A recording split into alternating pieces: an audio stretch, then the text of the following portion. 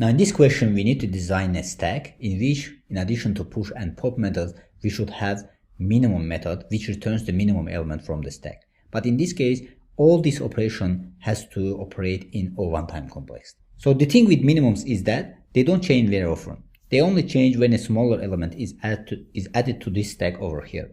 One solution is that to have just a single int value, minimum value, that's a member of stack class. So when minimum element is popped out from the stack, then we search the through stack and find the minimum. But in this case, unfortunately, this will break the constraint that push and pop method should operate in O one-time complexity. So when we pop out element and search through the stack over here, in this case, it's going to be O n-time complexity. So that's why this constraint is violated over here. So we need to implement a minimum and pop and push methods which will be operated in O one-time complexity. So to understand this question very carefully, let's walk through this stack over here using this short example. So for example, if I push 5 to this stack over here, 5 will be pushed to this stack over here, and then if I run minimum method, in this case the minimum value is 5. Now if I push 6 in this stack over here and run one more time the minimum method, in this case also you see that the minimum element is 5. Now if I call push method for 3 over here, and 3 will be inserted to this stack at the top of this stack over here, and the minimum element in this case will be 3, because here the minimum element among these 3 elements is 3. Now if I push one more element 7 and run minimum method, in this case is going to return also 3, because 3 is the minimum element in this stack over here. Now if I call pop method, 7 will be removed from this stack, because when we call pop method in case of stack, the top element gets removed, and after calling pop method, if I call one more time minimum method, you see that it's going to return 3. So if I call pop method one more time, 3 will be removed from this stack over here, because 3 was the top element in the stack, and if I call minimum method, in this case the minimum value is 5. So this is how the minimum method should work, but it should operate in O one-time complexity. So that's the main constraint in this question over here. Now here, if we keep the track of the minimum at each stage, we will be able to easily know the minimum. So we can do this by having each node record what the minimum beneath itself. Then to find the minimum, we just look at what the top element thinks is the minimum. So in each element over here, we will have a value in which we will have the minimum element in the top element. So according to top element, we can identify which was the minimum element in our stack over here. So based on this logic, we are going to implement our question in Java. So let's head over to Java to implement this solution in practice. Now here, I'm going to start to implement the solution in Java. So the first thing that I'm going to do, I'm going to create node class in which we will have value and reference to next element. So here I'm going to create it like this, node.java. So inside this file, I'm going to create node class. So public class node, in which we will have integer as value and node type of this class as next. So the next points to the next variable in our stack over here. So inside this class, I'm going to create constructor like this, public node. So it's going to take parameter value and type of node class as next. Then here I'm going to set it value to the value that comes from this parameter, and the next reference to the next node that comes from this parameter over here. So with this we have completed our node class. So in this class we have two properties in which we have value, and the other one is the next reference to the next node in our stack over here. Then based on this node class, we are going to create our stack class. So I'm going to create new file over here, which will be the name of stack minimum. So I'm putting it like this to show that in this stack we will have minimum method. So I'm going to declare our stack class like this, public class stack minimum. So inside this class, as I mentioned, we will have elements in the type of node. So the first element will be top and the other one will be the minimum element. So we should have both elements. So node type of top, and we are going to declare node type of minimum element in our stack. So as a constructor, when we initialize this stack method over here, both top and minimum elements will be set to null. So that's why I'm going to create constructor minimum like this. So it's not going to take any parameter. So by default, this top will set to the null and minimum will set to null. Now after creating this one, so when we are initializing our stack, in this case, we will not have any element in our stack. So that's why the elements will point to null. So the first thing that I'm going to do, I'm going to create first minimum method. So we know that if we have minimum node over here, so if we return the value of this node, we are getting the minimum element from the stack in O1 time complexity. So in this case, I'm going to declare it like this: int, public int. So our stack is the type of int, so that's why I'm going to return int. So I'm going to put type of return int. So in this case, it's not going to take any parameter. It will be returned only min.value. Now you see that it's turning in O1 time complexity because here we're just accessing the minimum node over here and returning its value. Now you might be interested how we will have minimum value in this minimum node over here. So we are going to implement logic when we are doing push and pop methods. So when we are pushing the elements, we are going to check that if this is the element is less than the minimum element that we have in our stack. So in this case, if it is less, this means that we are going to set minimum node to this element. Otherwise, we are not going to do anything and we are going to continue like this. And when we are popping elements from the stack over here, one more time, we are going to check that if the popped out element is minimum. So in this case, we have to set the next minimum element to this minimum node over here. Now let's continue to implement the logic. So we have to remember that push and pop methods has to operate in O1 time complexity. So we don't have to do time consuming operations over here. So I'm going to declare a push method like this. So public void push. So as a value, it's going to take value of integer, type of integer value.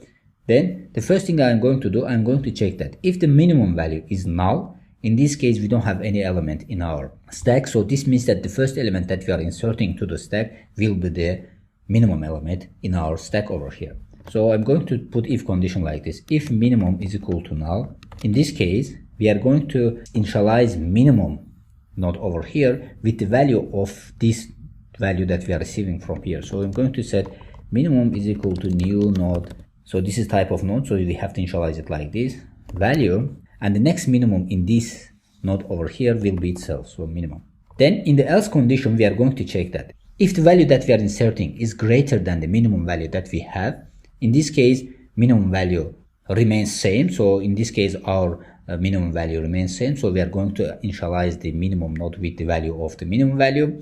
Otherwise, we are going to initialize minimum node with the value that we are inserting over here.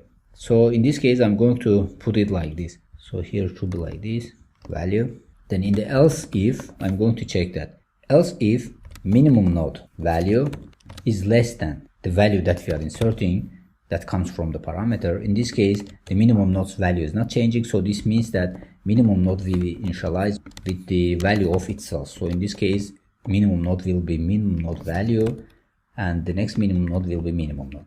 Then in the else condition, if the value that we are inserting is less than the minimum value that we have, in this case, in this minimum node, we should have the value that we are inserting, because in this case, it's the less than the minimum value. So in this case, this becomes the minimum value over here. So that's why we are going to set minimum to new node value that comes from the parameter. So the next value will be the minimum. Then after setting minimum node over here, the next thing we have to do, we have to set the top element, because we are inserting new element to the stack. So this element will be the top element. So it's going to be top element will be like this, new top value, and the next top will be top.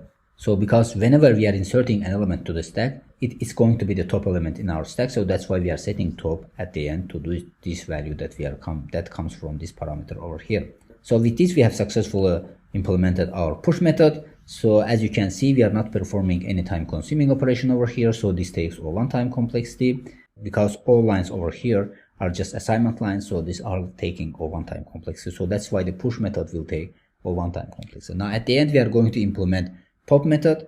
So here also pop method has to take O1 time complexity. So I'm going to declare it like this. So it's going to be the return type integer, because our stack is type of integer. So the first thing I'm going to do, I'm going to set minimum node to minimum next, because in the next reference of the minimum, we have the next minimum value. So when we are deleting a node from the stack, so we have to set the minimum to next minimum, because in this case, one element gets removed from the stack. Then I'm going to create integer result, which will take the value of top, because this will be removed from the stack. So that's why we have to return this result value. So I'm going to save it to result. So, and the top will be the next top, because the current top will be removed from the stack. So the next top will be the current top in this case. So at the end, I'm going to return result. Now with this, we have successfully implemented this method also over here. So as you can see here in these 4 lines of code, we are just doing some assignment statements over here. So we know that assignment statements takes O1 time complexity, and at the end returning also takes O1 time complexity. So this means that this method also takes O1 time complexity. Now let's see how this is working in practice. So we are going to check that if we implement it correct or not. So here inside main class, I'm going to create an instance of this stack minimum. So it's going to be like this: stack minimum new stack will equal to new stack minimum. So as a parameter is not going to take any parameter. So the first thing I'm going to do over here is I'm going to push elements to this stack over here and check the minimum value. Then I'm going to insert one more element and check minimum value to see that how this is working. Then at the end we are going to pop elements from the stack to see that minimum value is changing or not. So first I'm going to push, for example, value of 3. Then I'm going to call minimum method inside this print statement. So print len. So here I'm going to call new stack dot minimum. Now if I run our code, you'll see that in this case, after running minimum method, it says that the minimum element in this stack is 3. So which is true because we have only one element in our stack. So if I insert, for example, one more element in this stack over here, then call minimum method. So if I put 2 over here and run minimum method, you see that in this case, minimum method will return 2, because in this case, the minimum element is 2 in this case. So you see that it is returning 2 over here. Now if I insert, for example, one more time 5 over here, you see that after running it one more time, it's going to return 2 because the minimum element is 2 in this case. Now you see that it's returning 2. Now I'm going to insert one more element over here with the 1. So run our code. You will see that in this case, it's going to return 1. So as you see, it's returning 1 over here. So after this minimum method over here, I'm going to call pop method. So after calling pop method, you see that the minimum value will change from 1 to 2 because 1 will be removed from the stack. So in this case, it should return 2. So if I run it, you see that after pushing these elements over here, then we run minimum method, you see that the minimum element is 1. Then we call pop method, so the top element is 1, so 1 will be removed from the stack. So in this case, the minimum element becomes 2. So as you can see, our logic works the way that we want. And here, the constraint is not violated because push and pop methods takes O1 time complexity. So with this, we have come to the end of this lecture. So in this lecture, we have performed a stack with minimum function over here. And all these functions over here takes O1 time complexity. So hopefully everything is clear about the solution of this question over here. Now see you in the next question.